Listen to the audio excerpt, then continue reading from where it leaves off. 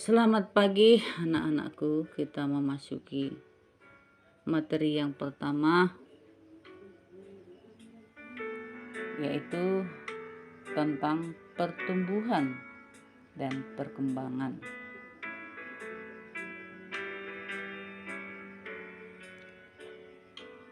Pertumbuhan artinya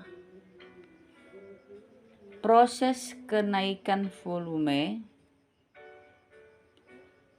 jumlah atau massa sel yang bersifat irreversibel. Irreversibel artinya tidak kembali ke asal. Contohnya, remaja yang sudah bertumbuh dari kanak-kanak tidak akan kembali ke kanak-kanak. Pengukuran yang dilakukan adalah secara kuantitatif, artinya bisa dihitung. Ini terjadi pada jaringan mudah, yaitu meristematis.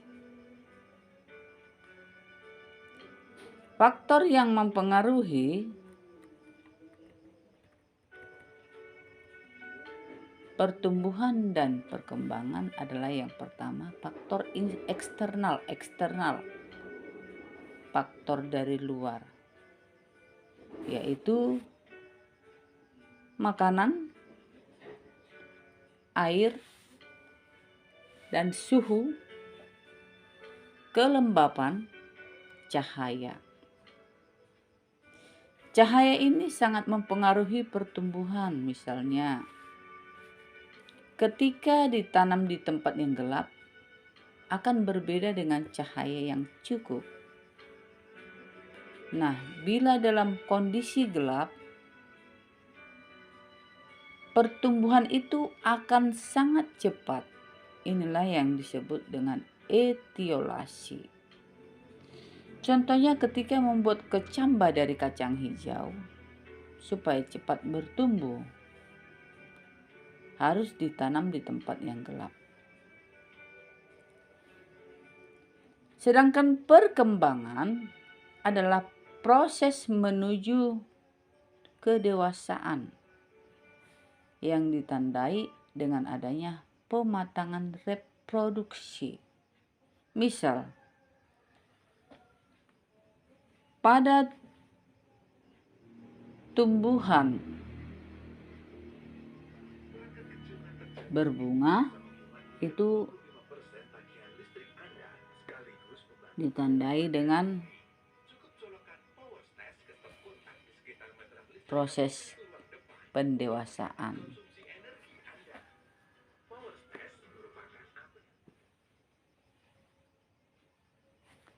Kemudian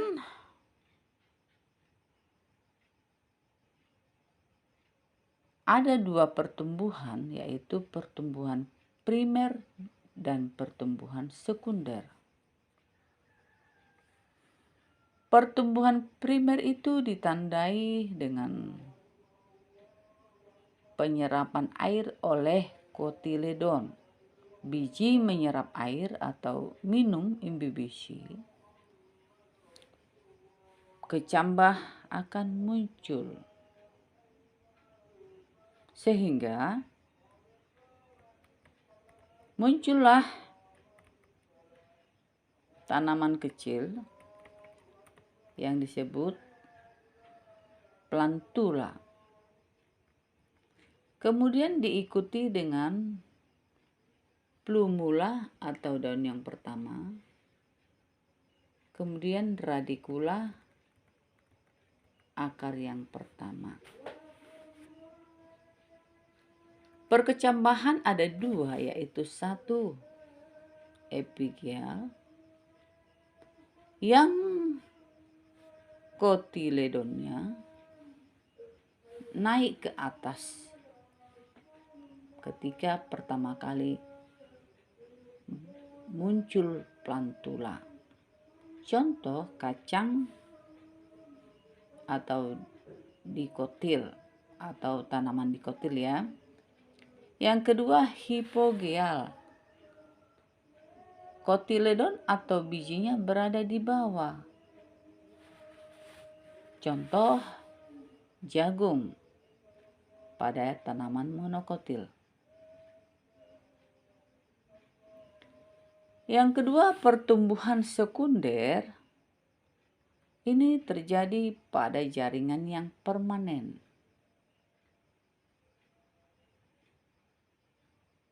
Mengakibatkan batang pohon bertambah besar dan banyak dahan-dahan rantingnya. Tidak seperti pada tumbuhan monokotil, misalnya pisang, lurus saja. Akibat daripada pertumbuhan sekunder ini akan terjadi pembentukan kambium yang berasal dari jaringan parenkim atau jaringan dasar dan jaringan kolenkim yang berkaitan dengan fotosintesis. Aktivitasnya ini, aktivitas kambium sangat dipengaruhi oleh musim hujan. Sehingga lingkaran-lingkaran yang kita lihat pada anatomi batang tanaman itu membentuk sejumlah lingkaran yang menandai bahwa usia daripada tanaman itu dilihat dari lingkaran-lingkaran batang. Sehingga disebutlah itu merupakan lingkaran tahun. Aktivitasnya itu ada dua, yaitu yang pertama ke arah luar membentuk phloem atau kulit dan ke arah dalam membentuk xilem atau kayu. Jadi kambium ini berada di antara phloem dan xilem.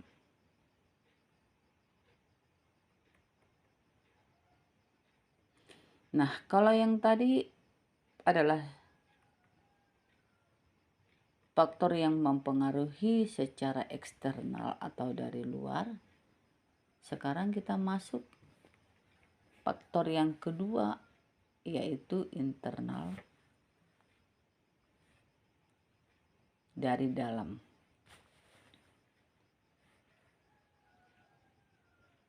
Yang mempengaruhi itu apa? Yaitu gen. Dan yang kedua, hormon.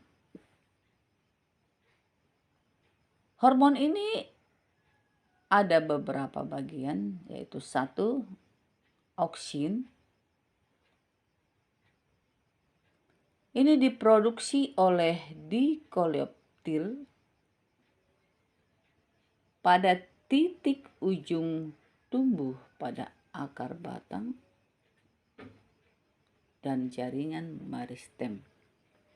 Jadi auksin itu titik tumbuh yang pertama, yaitu pada ujung akar dan ujung batang. Yang kedua,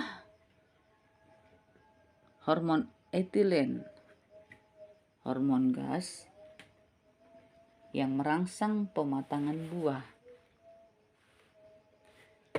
Yang ketiga adalah hormon giberelin yang berfungsi untuk pemanjangan batang.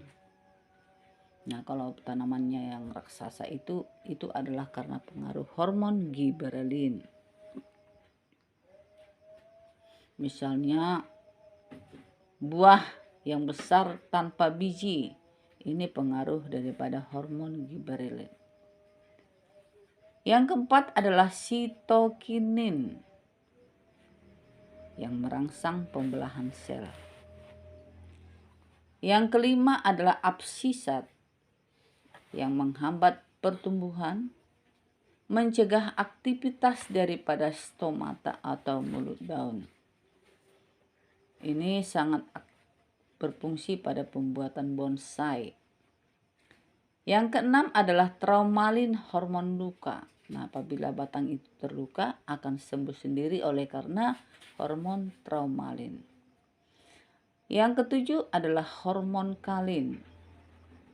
Ini ada 4 bagian, yaitu rizokalin, hormon yang terdapat pada akar, kaukalin, hormon batang, filokalin, hormon daun, antokalin, hormon bunga.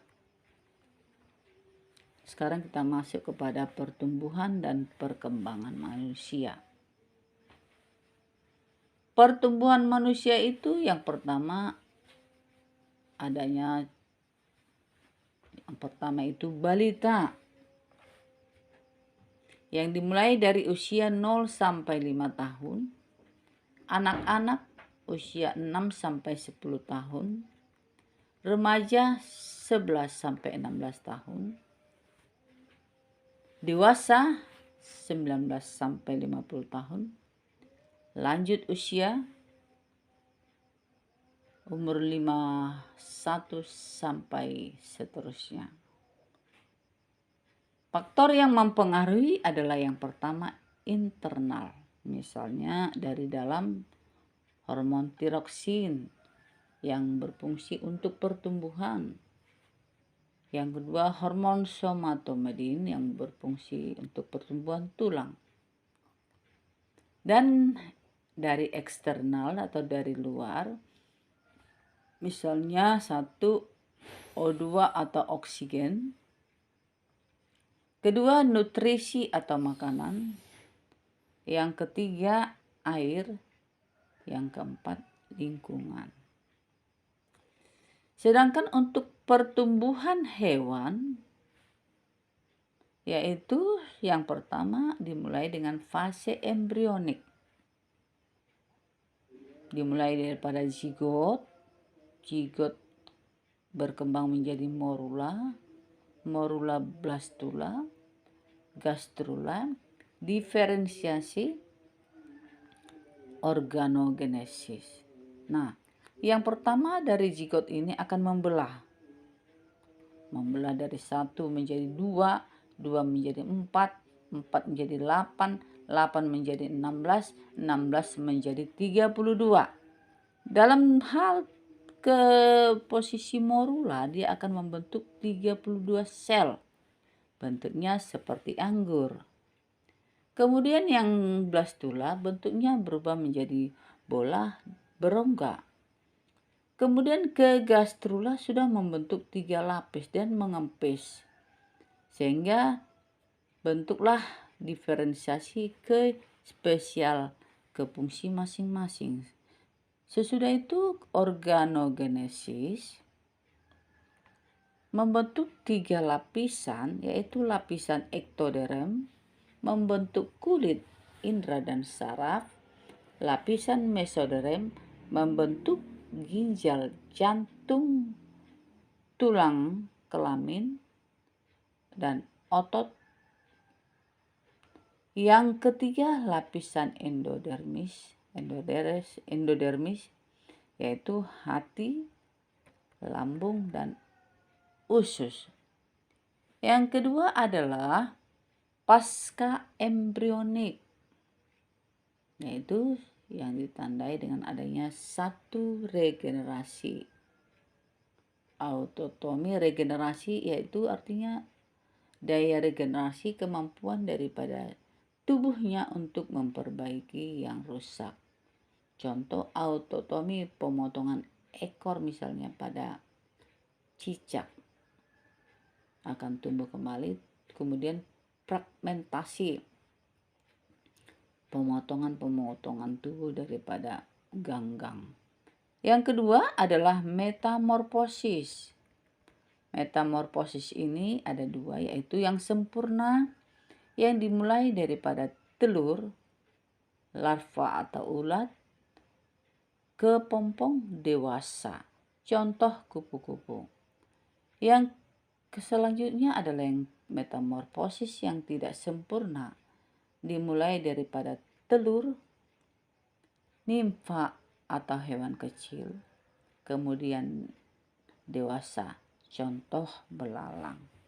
Jadi cukup sekian, sampai sekian materi kita hari ini. Dan nanti kita perpanjang lagi untuk berikutnya. Kalau ada yang bertanya silakan nanti dibuatkan pada kertas selembar. Oke, sekian dan terima kasih atas perhatiannya. Semoga Tuhan memberkati kita.